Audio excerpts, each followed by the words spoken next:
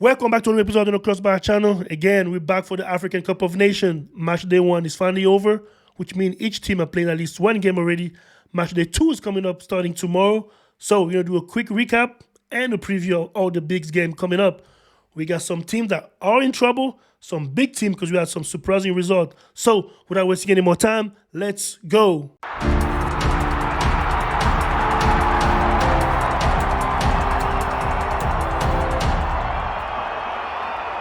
And here we go. Let's jump right into it. Like I said, we're going to do a quick recap of match game 1 and at the same time, a preview of match game 2 together. So let's start with Group A. Ivory Coast, of course, defeated Guinea-Bissau. Nigeria and Equatorial Guinea 1-1. Tomorrow, Ivory Coast is facing Nigeria. Now, Ivory Coast can afford a draw, even a defeat, really. But Nigeria is a kind of a tough spot. Now, a draw for Nigeria could be a good thing if they go along and beat Guinea-Bissau in the last match. Then they should be fine. But Nigeria really should be the favorite in this group. Now, of course, Ivory Coast and Nigeria are the favorite. Ivory Coast is playing home, and they have a super team as well. But Nigeria was not supposed to draw point against Equatorial Guinea. I know I did pick Equatorial Guinea as my dark horse, so I'm kind of happy that they did not disappoint. Nonetheless, Nigeria is in kind of a tough spot. It's not necessarily a must-win game, but it kind of feels like a must-win match for them. Equatorial Guinea and Guinea-Bissau are going to face each other. Really, these two teams are really fighting technically for the third spot. Nothing is happening, but as far as like favorite, they weren't favorite coming up to this group stage. So Equatorial Guinea and Guinea-Bissau are going to face each other really kind of relaxed, but not too relaxed because kind of pressure, especially Guinea-Bissau. They can't afford to lose. If they lose that second game, it's over. They're going home. Equatorial Guinea, on the other hand, can lose and still have hope to defeating Ivory Coast. Group B, Egypt and Mozambique 2-2. Ghana lost to Cabo Verde. That was the first shocker, really, because Nigeria and Equatorial Guinea 1-1 was kind of like, I kind of saw that coming. It's not really a big shock, but Ghana losing to Cabo Verde was a huge one. So the big game now, it is Egypt and Ghana, two heavyweight, and I'm loving match game 2 already. We have Nigeria against Ivory Coast, and now Ghana and Egypt, two big nations facing each other. Now Egypt has 1 point, Ghana has 0 point. Now kind of different from Group A.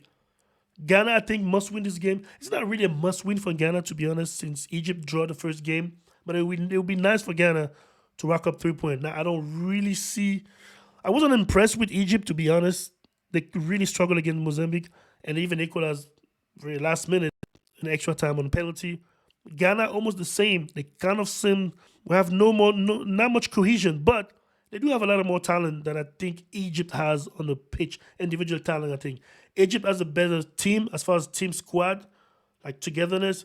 Ghana kind of have individual players, so it's going to be interesting to see who's going to come out of this match with a win. Now, maybe the two nations are going to feel like a draw will be good for both of them, and then Ghana will try to defeat Mozambique while Egypt is going to take care of business against Cabo Verde. But it will be a wrong calculation for Ghana to aim for a draw. So Ghana kind of has to win. And then Group C, Senegal defeated Gambia, and Cameroon draw against Guinea. Now, Senegal is going to face Cameroon, and Gambia is facing Guinea. Here's another one, another big game. Match day 2 so far is the best. We have all the heavyweight facing each other, which is great. Now, Senegal, with their victory, can afford to lose against Cameroon, but Cameroon, they cannot, I repeat, they cannot afford to lose against Senegal because I really don't see Cameroon beating Gambia for some reason. I really don't see them beating Gambia. Now, they could beat Gambia. Of course, it's big Cameroon, but I just feel like I was disappointed against Guinea. They looked kind of lethargic. Like the midfield was kind of good, but the strikers is the big problem. And I'm surprised. I'm really surprised that Rigobert Song did not bring Eric Maxim Choupo-Moting. You can't count on Karl Toko Ekambi. Now, I heard people say that it was Karl Toko Ekambi's fault, but really I don't think so because Toko Ekambi is not really number 9, to be honest. He's a left midfielder. He played number 9 sometime, but he's really a left midfielder. And people get confused. Just because you're a forward or striker, it's not the same. Playing a number 9 is a different skill. And I'm surprised, especially with Sami Eto'o being the head of the snake. He should know better not to come in a competition with no action number 9. Once I saw Abubakar was not going to be in the tournament, there's no reason not to bring Chupomoting. He's your actual number 9 who plays an actual high level number 9. Why are you going to bring Toko Kambi as a number 9 when he can easily play on the left flank and pair up with Chupomoting?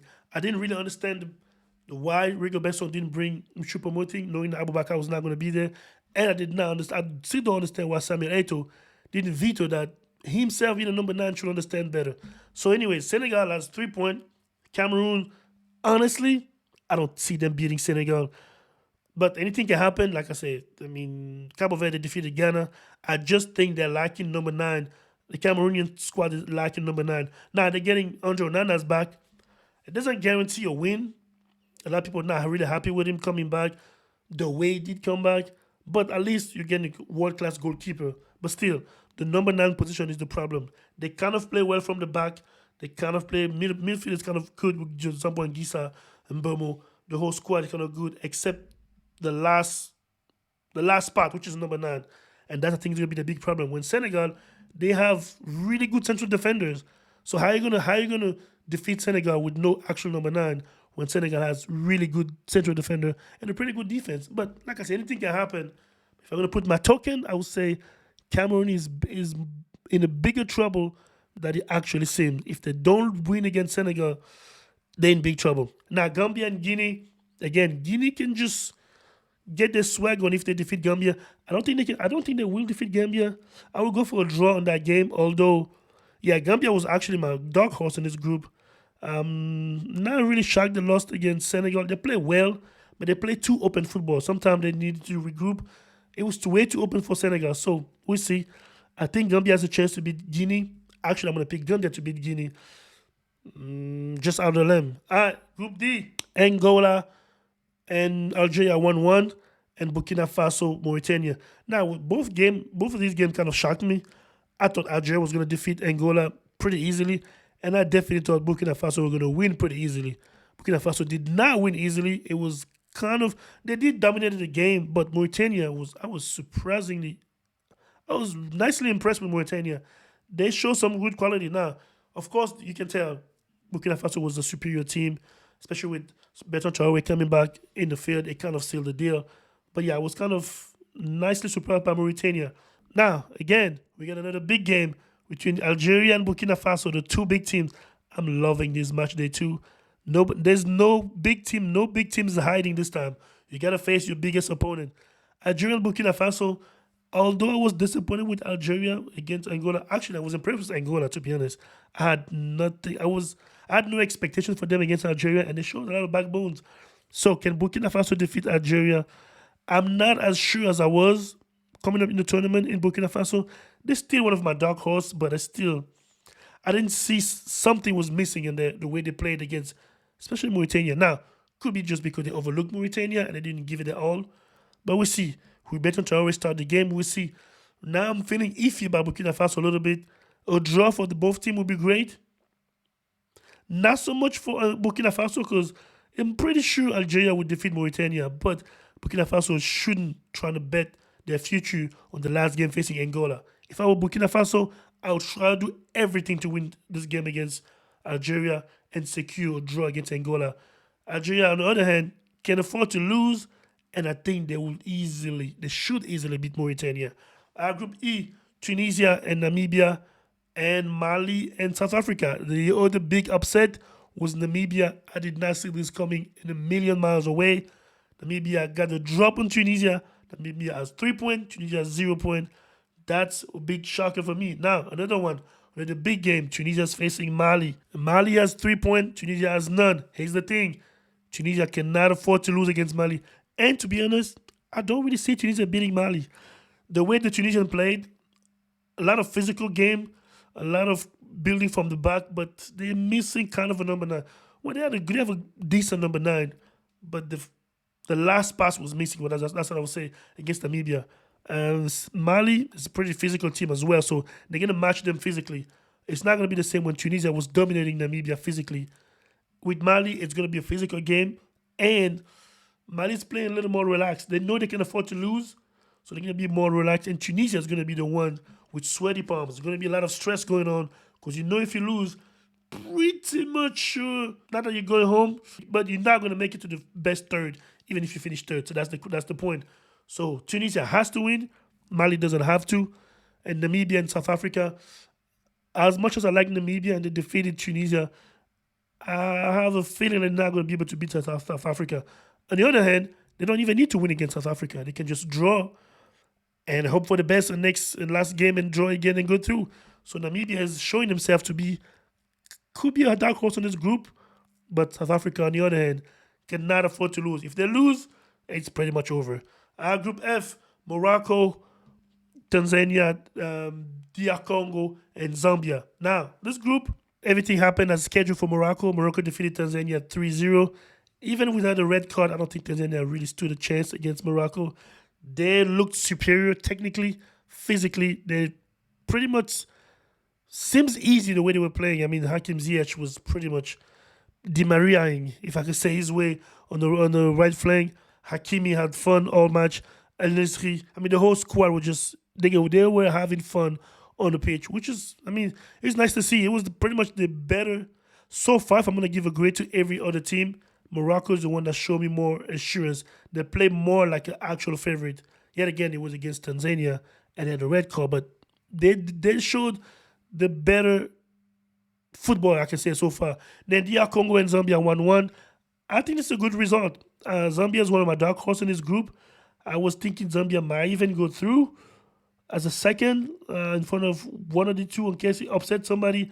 I still have my penny on Zambia. So DR Congo was the favorite. They should have won, but again, I was disappointed with what I saw with DR Congo. Not much. They didn't have action number 9. A lot of wing play, but not interior play. That's kind of the issue. A lot of wing plays. A lot of midfield is pretty good. The wing plays are good, but no interior play. That's the problem. Because if you're gonna score, you gotta come into the interior, and they kind of struggle with that. Big mistake, the goal they conceded, and they managed to score a 1-1. Now we're gonna have another one of those big games. Morocco's facing DR Congo. I'm not gonna lie. There's no way. Let me not say there's no way. Am I allowed to say there's no way? There's no way DR Congo defeats Morocco. Now, I know I say anything can happen. Anything can happen. But Morocco's going to go super favorite. Especially from what I saw from DR Congo, I'm not satisfied. Now, not two game I like. Maybe now, it was just a fit with Ichi. And now that the first game is passed, now they're going to get more confident. We'll see. But as of now, I think Morocco is going to win easily or fairly easily against DR Congo. Now, Tanzania and Zambia, Zambia should win that game, really. Zambia has a good chance of winning and going up with 4 points and pretty much securing, so to speak, almost securing that spot. Because I'm thinking if Morocco defeat DR Congo, they go on 6 points. They're probably going to rest a lot of players on the last game because they will be already qualified, which means by the time they face Zambia can have a chance to draw and go through. So that's a chess match. Zambia's going to hope that Morocco defeat DR Congo and that Zambia defeat Tanzania. Then in the last game, they're going to hope that Morocco kind of rest some of their players because they know they're going to go through already. And the draw is not impossible. So DR Congo is the team that have to win. If DR Congo wins, I can say they're going to go through because they're going to defeat Tanzania. That's about it. That's my quick recap on match day 1 and match day 2. Match game 2 starts tomorrow. You let me know in the comment below. Who do you got is in trouble for you? Do you think it's Cameroon? Do you think it's DR Congo? Do you think it's Tunisia? Who else is in big trouble? Was it Ghana or Nigeria? And I'll see you guys on the next one.